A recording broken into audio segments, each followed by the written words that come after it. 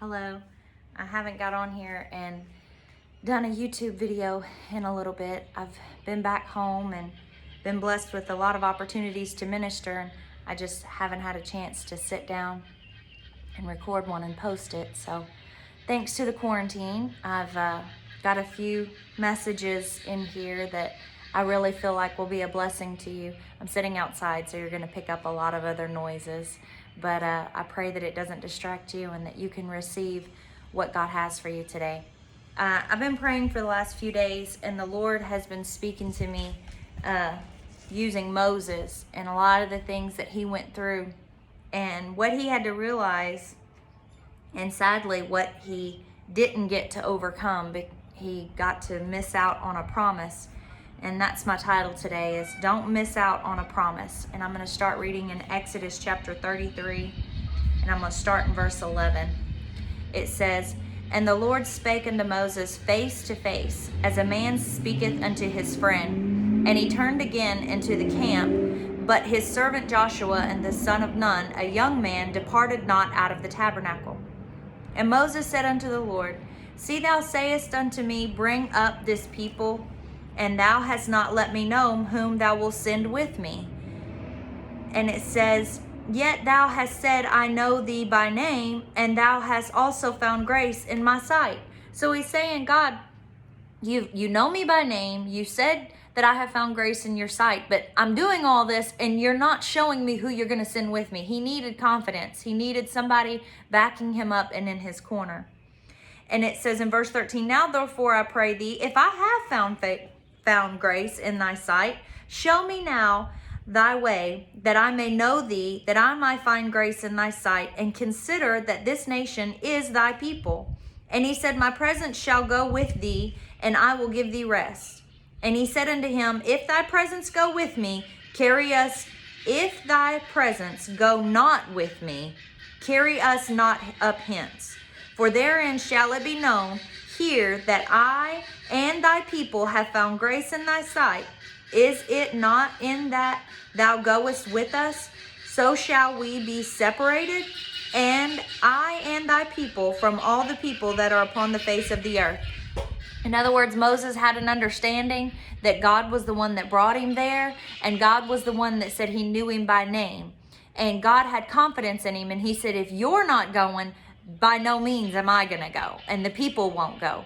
They had to have an understanding, and he had an understanding that if God didn't send them, then God wasn't going to be there on the other side. He knew that. He knew that God was the one that called him out of the wilderness and told him to come forth and go and make his people free, using Pharaoh and Egypt and all of that. He knew God was the one that did all that. So if he had that understanding that God was the one that sent him, then he also had to have the understanding that God was going to be with him.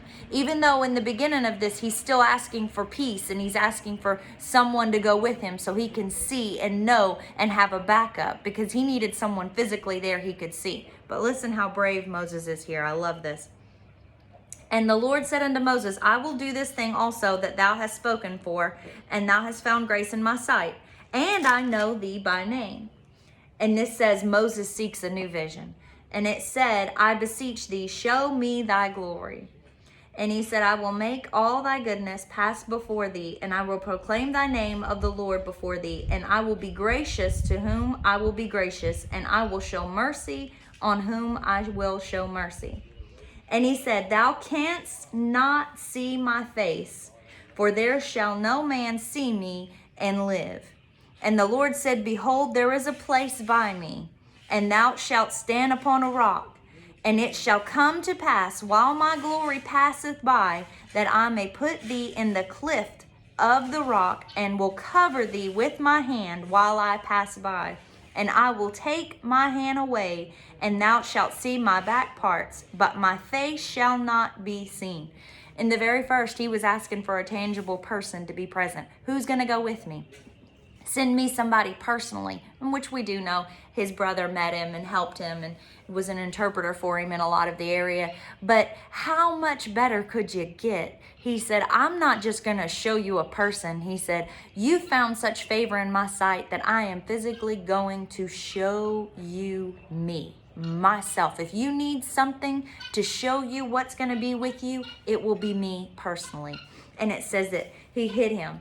I wrote in the cleft of the rock, I wrote this down. Moses was close to God, so close, he seen more of God than anyone had ever.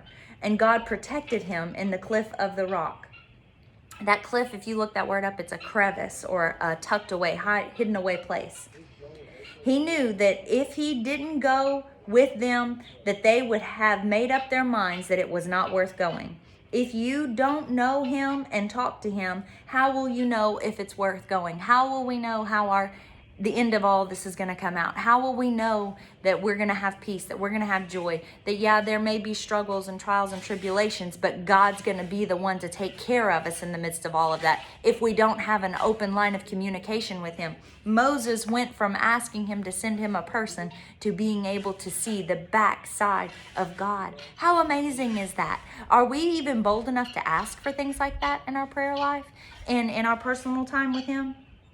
I wrote this down. When God states he knows you by name, think about that. The creator of heaven and earth knows you by name. You have access to things that no one else has access to. Now, I want to flip over to Deuteronomy chapter 4. And like I said, we know it was a very long trial that Moses went through. I've got visitors in my front yard. We know it was a very long trial